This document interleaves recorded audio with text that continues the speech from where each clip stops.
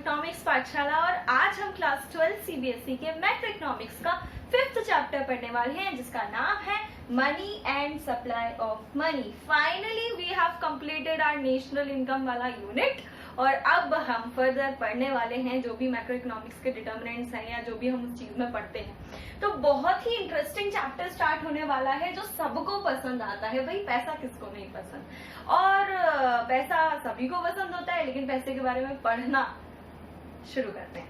चलिए, तो जब बात ही मनी चैप्टर की हो रही है तो सबसे पहले दिमाग में क्वेश्चन यही आता है, अगर आपसे कल को कह दे कि मनी होता क्या है, आप कैसे डिफाइन करेंगे पैसा क्या होता है ना। तो कोई कहेगा मेरे जेब में जो है वो मनी है, गांधी जी छपे होते हैं वो मनी है।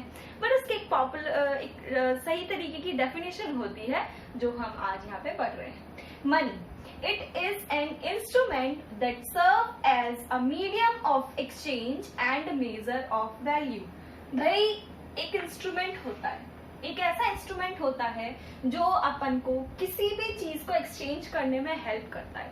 जैसे मैं घर से बाहर निकली, मेरा मन किया कुरकुरे खाने का, मैंने पैसे दिए और मुझे कुरकुरे मिल गए। मैं बहुत सारे पैसे घर से लेकर निकली, मुझे बाइक दिखी, मुझे स्कूटी दिखी, मेरा मन हुआ खरीदने का तो मैंने पैसे दिए, भैया मुझे बाइक मिल गई। मतलब दुनिया के जितने भी गुड्स हम एक्सचेंज कर सकते हैं, गुड्स ही नहीं सर्विसेज का भी एक्सचेंज करने में ये इंस्ट्रूमेंट मतलब पैसा या मनी हेल्प करता है। दूसरी चीज, यही मनी इकलौता ऐसा इंस्ट्रूमेंट है जो किसी की भी वैल्यू को मेजर करने में हेल्प करता है। हर चीज वैल्यूएबल है, हर चीज को हम वैल्यू कर सकते हैं। आपका घर, आपका वॉलेट, वॉलेट, आपकी वॉच, आपका सोफा, आपकी वॉशिंग मशीन, वॉटएवर जो भी गुड्स है ना, वो सारे के सारे वैल्यूएबल होते हैं। हर चीज वैल्यू की जाती है। इवन सर्विसेज भी, हम बीमार हो गए, डॉक्टर के पास गए, डॉक्टर ने कहा सुई वगैरह दवाई वगैरह जो भी दी, उसने अपनी फीस चार्ज की, तो वो फीस जो थी ना, जो उसने 200 रुपए 500 रुपए जो भी आपसे लिए ना, वो किस चीज के लिए, मेजर ऑफ वैल्यू, मतलब उनकी वैल्यू इतनी थी जो कि पैसों में हमने मेजर कर ली और उनको पे कर दिया। तो ऐसा इंस्ट्रूमेंट जो मीडियम ऑफ एक्सचेंज है, एक माध्यम है गुड्स एंड सर्विसेज एक्सचेंज करने का या फिर एक किसी भी चीज की वैल्यूएशन करने का, उसको हम कहते हैं मनी।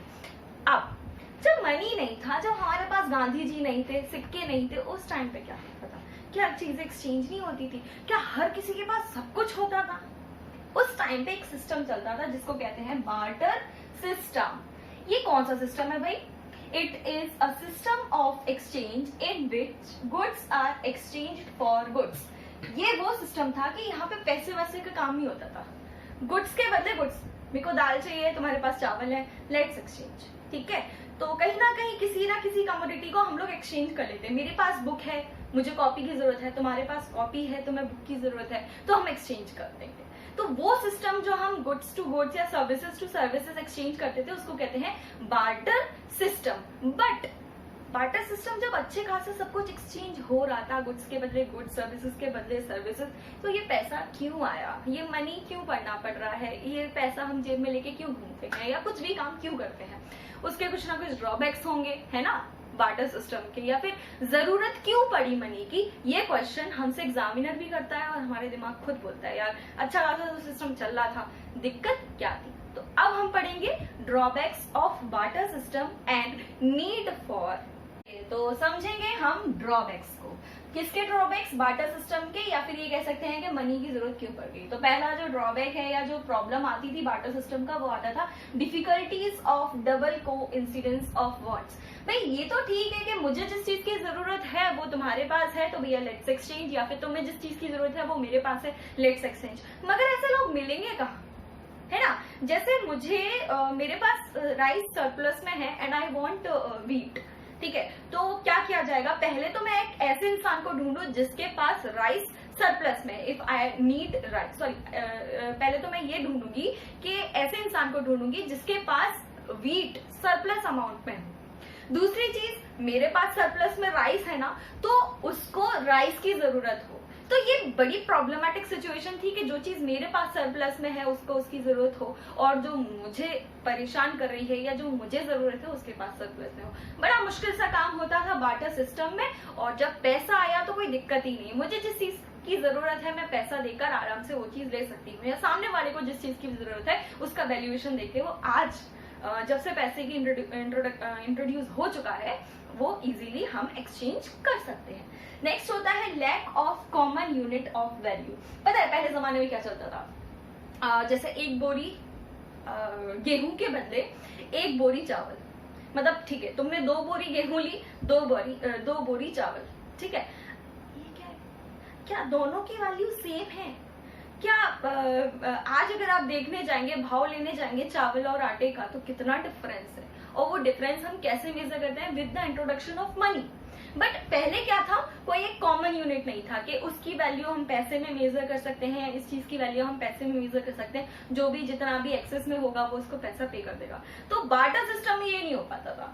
तीसरी बात आती है प्रॉब्लम ऑफ स्टोरिंग वेल्थ। आप देखो हर गुड्स की जो क्या कहते हैं कैपेसिटी होती है ना, वो मतलब हर चीज का एंड होता है ना, बट जो पैसा होता है ना, वो आप 10 साल पहले जो स्टोरी में रखा है ना, वो 10 साल बाद भी वैसा ही रहेगा, उसमें कोई चेंज नहीं आएगा अनटिल और अनलेस आप उसको लेकर फाड़ ना दें, ठीक है। तो जब बार्टर सिस्टम था उस टाइम पे स्टोर करना बड़ी दिक्कत वाली बात होती थी, क्योंकि हम लोग स्टोरिंग नहीं कर पाते थे। अब जैसे मान लो हमारे बच्ची को या हमारे बेटे को 10 साल बाद 15 साल बाद डॉक्टरी करना, MBBS नीट एग्जाम देना है या IIT करना है, तो भैया फंड चाहिए बहुत ज्यादा।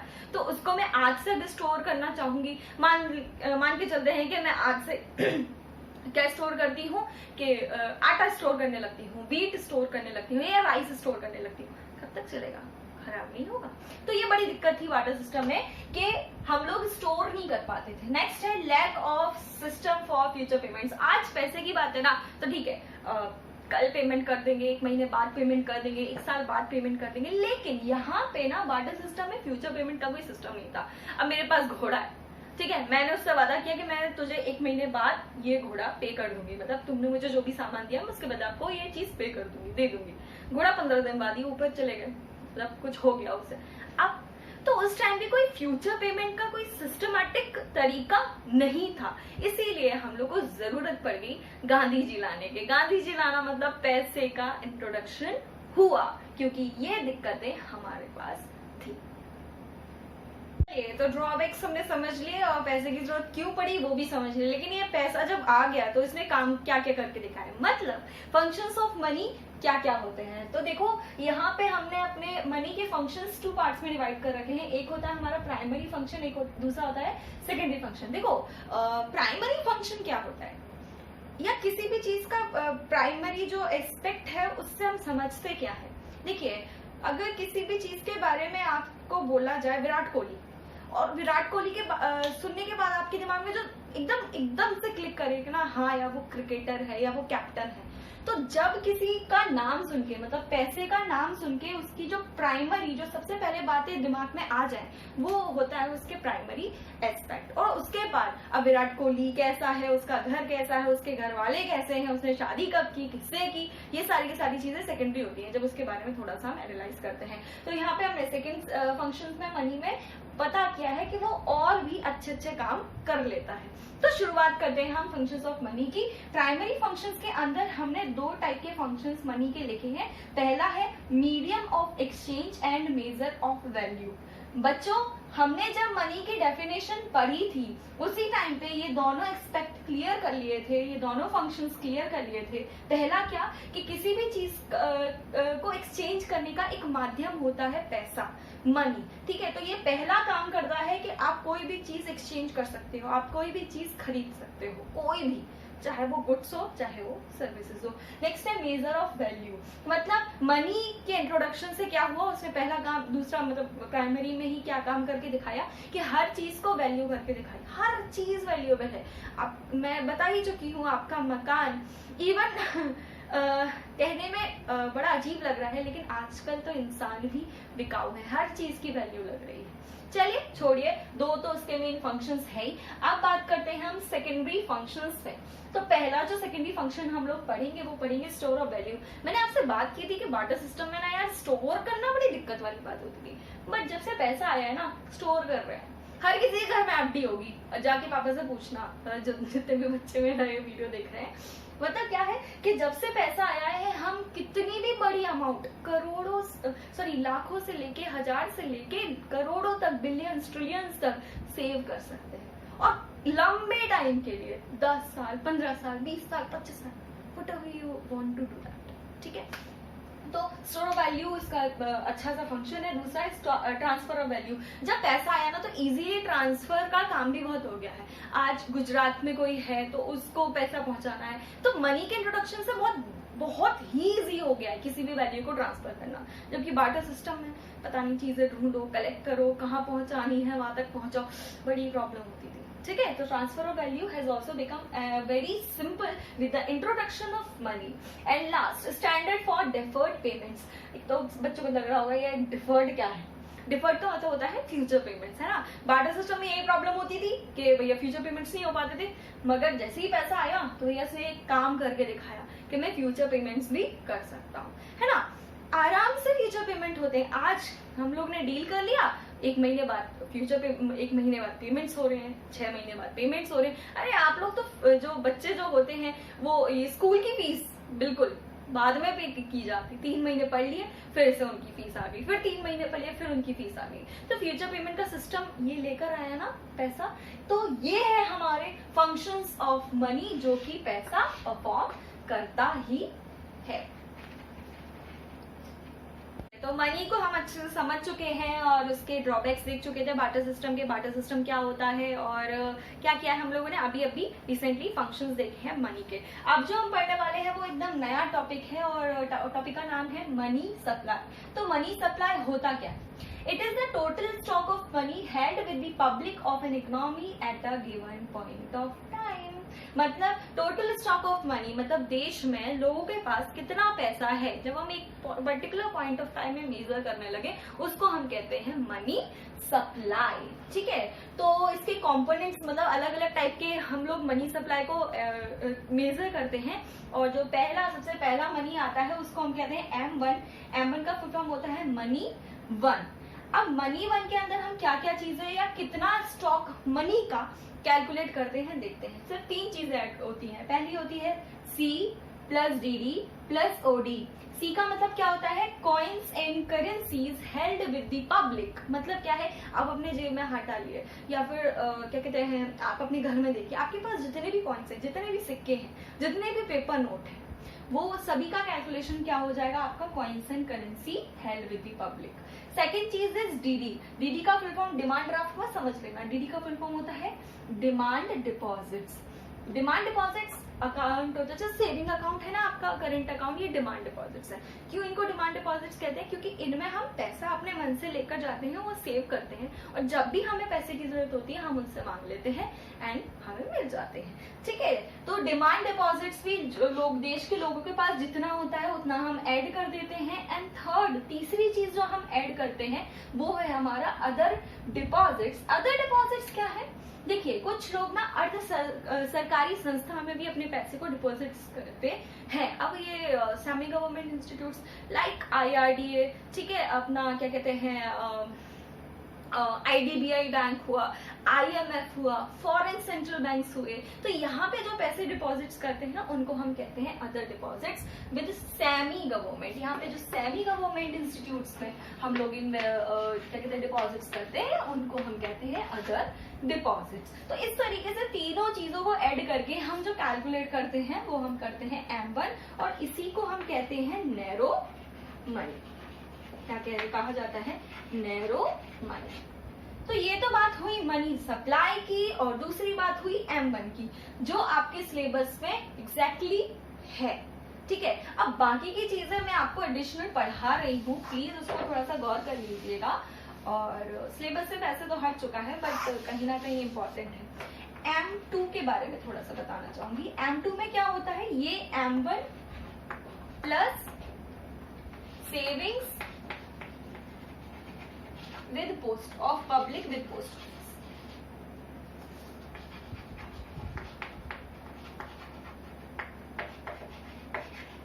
ठीक है बच्चों, मतलब क्या है कि ये 3 चीजें तो ऐड होंगी ही M2 में। साथ ही साथ हम आप लोग को सबको पता होगा पोस्ट ऑफिस में भी सेविंग अकाउंट्स खुलते हैं, तो जितने भी सेविंग, जितने भी डिपॉजिट्स पोस्ट ऑफिस में है, जब उसको भी हम अपने इन तीनों चीजों में मतलब M1 में ऐड कर लेते हैं तो वो होता है हमारा M2।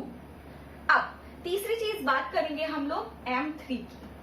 M3 मनी 3 क्या होता है? देखिए M3 में क्या होता है, M1 प्लस ये सेविंग्स ऑफ पोस्ट ऑफिस हम हटा देते हैं और इसके बदले हम क्या करते हैं, एक चीज ऐड करते हैं जिसको हम कहते हैं net time deposits. Net time deposits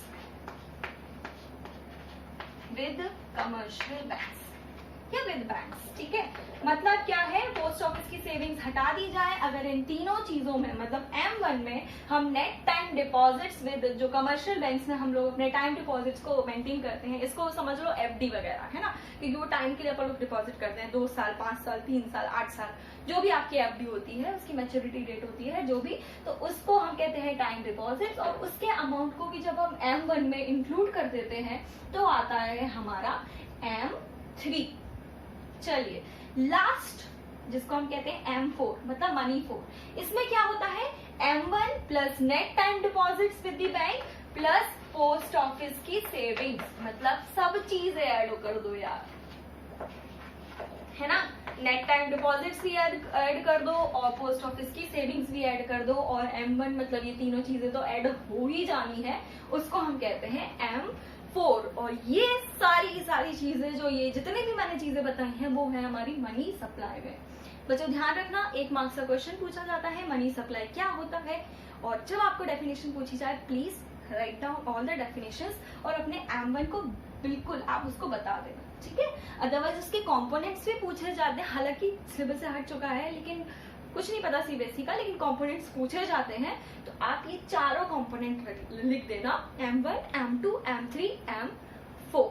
तो बात यहाँ पे खत्म हुई हमारे मनी सप्लाई की। अब हम पढ़ने वाले हैं टाइप्स ऑफ मनी। देखिए बच्चों क्या होता है, जो आप अपने जो पैसा होता है ना, जो मनी होता है ना, उसकी 2 वैल्यू होती है। 2 वैल्यू कैसे वैल्यू होती है, पहली उसकी होती है फेस वैल्यू और दूसरा उसकी होती है कमोडिटी वैल्यू। फेस वैल्यू क्या होती है, फेस वैल्यू पैसे की वो वैल्यू होती है जो उसके ऊपर छपी हुई होती है। लाइक 2000 का नोट है, 1000 के तो चल नहीं रहे आजकल, 100 रुपए का नोट है, 200 रुपए का नोट है, तो वो नोट जहाँ मतलब ऐसे नोट जिनके ऊपर जो वैल्यू छपी हुई है वो कहलाती है उसकी फेस वैल्यू, ठीक है। और दूसरी कमोडिटी वैल्यू क्या होती है, कमोडिटी वैल्यू किसी पैसे की वो वैल्यू होती है जहां पर उस जिस चीज से वो बना, जैसे पहले जमाने में गोल्ड के सिक्के चलते थे या सिल्वर के कॉइन चलते थे, तो वो क्या है, वो जिस धातु से बने हैं या वो जिस चीज से बने हैं वो वैल्यू उस मनी की कमोडिटी वैल्यू कहलाती है। मतलब जो पेपर नोट जिस पेपर से बनते हैं, जिस कॉटन से बनते हैं और उसको सिहाई वगैरह जो भी चीजें इंक वगैरह उसको बनाने में यूज हुई है, उसका टोटल आकलन क्या कहलाता है, उसकी कमोडिटी वैल्यू कहलाती है। तो आप ध्यान रखिएगा, पैसे की 2 वैल्यू होती है, एक होती है उसकी फेस वैल्यू जो कि उसके ऊपर इंट्रिंसिक वैल्यू होती है, छपी हुई होती है, दूसरी होती है उसकी कमोडिटी वैल्यू। चलिए तो बात करेंगे हम लोग अपने टाइप्स ऑफ मनी की। तो पहला जो मनी आता है वो आता है नैरो मनी। अब नैरो मनी मैं आपको बता ही चुकी हूँ, जो M1 होता है ना वो नैरो मनी होता है, मतलब it is a form of money which includes coins and currencies, demand deposits and other deposits, that's it, ठीक है।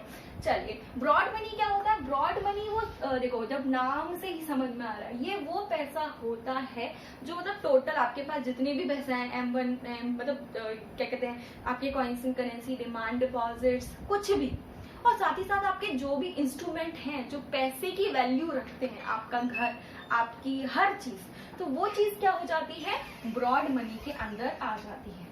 इंपॉर्टेंट है ये दोनों, फिड्यूशियरी मनी, फिएट मनी को ही हम लीगल टेंडर मनी भी कहते हैं। तो पहले हम बात करने वाले हैं फिड्यूशियरी मनी की। फिड्यूशियरी मनी कौन सी मनी होती है, ये वो मनी होती है जो एग्जैक्टली पैसा नहीं होता, लेकिन पेयर और पेई के बीच में एक ट्रस्ट का काम करते हैं। कैसे, जैसे कि एक स्टूडेंट है जिसने अपने टीचर को, कोचिंग टीचर को 6000 रुपीज का चेक दिया, सर ये लो हमारा कोचिंग की फीस।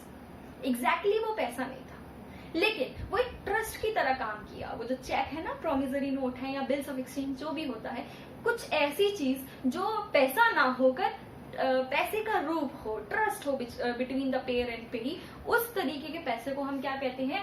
Fiduciary money. नेक्स्ट आता है फिएट मनी या लीगल टेंडर मनी। ये वो टाइप के मनी होते हैं विच इज बैक्ड अप, या जिनके ऊपर आशीर्वाद होता है उस देश की सरकार का, या which is that money which is authorised by the government of any country या गवर्नमेंट ऑफ इंडिया। मतलब आपने देखा होगा जब हमारे पास जितने भी करेंसीज वगैरह हैं या पेपर नोट है, उनके ऊपर ना गवर्नमेंट ऑफ इंडिया लिखा रहता है, मतलब उनके ऊपर आशीर्वाद है किसका? सरकार का, केंद्रीय सरकार का। तो वो पैसा क्या कहलाता है? फिएट मनी या फिर लीगल टेंडर मनी। चलिए, दो टाइप के मनी और रह गए हैं, वो है full bodied money. Full bodied money कौन से होते हैं? ऐसे पैसे जिनकी कमोडिटी वैल्यू और जिनकी क्या कहते हैं फेस वैल्यू दोनों बराबर। मतलब क्या? 2000 के नोट को बनाने में भी 2000 रुपए लगे हों और 2000 के नोट में जो 2000 छपे हैं उसकी वैल्यू भी वो। ऐसे कॉइन्स जिनमें दोनों की वैल्यू, उनकी फेस वैल्यू, उनकी कमोडिटी वैल्यू बराबर है, उनको कहते हैं हम फुल बॉडीड मनी। अब क्रेडिट मनी समझ में आ रहा होगा, भैया लोन लिया वाला जो पैसा होता है उसको क्रेडिट मनी कहते हैं। नहीं, ऐसा पैसा जिसकी फेस वैल्यू उनके कमोडिटी वैल्यू से ज्यादा हो, जो आजकल हम यूज कर रहे हैं। 10 रुपए के नोट को बनाने में 10 रुपए नहीं लगते, ठीक है? तो जब किसी की कमोडिटी वैल्यू उसके फेस वैल्यू से कम हो, उस तरीके के मनी को, उस तरीके के पैसे को क्रेडिट मनी कहते हैं। यहाँ पे हमारा जो मनी चैप्टर है वो कंप्लीट होता हुआ, और हमने जो पढ़ा एक बार फिर से रिव्यू कर लेते हैं। मनी पढ़ा, बार्टर सिस्टम पढ़ा, उसके थोड़े ड्रॉबैक्स पढ़े, और पैसे की जरूरत क्यों पड़ी वो चीज पढ़ी, और उसके बाद हमने फंक्शंस देखे, मनी सप्लाई को देखा, उसके कंपोनेंट को देखा, और यहाँ पे हमने देखा टाइप्स ऑफ मनी को।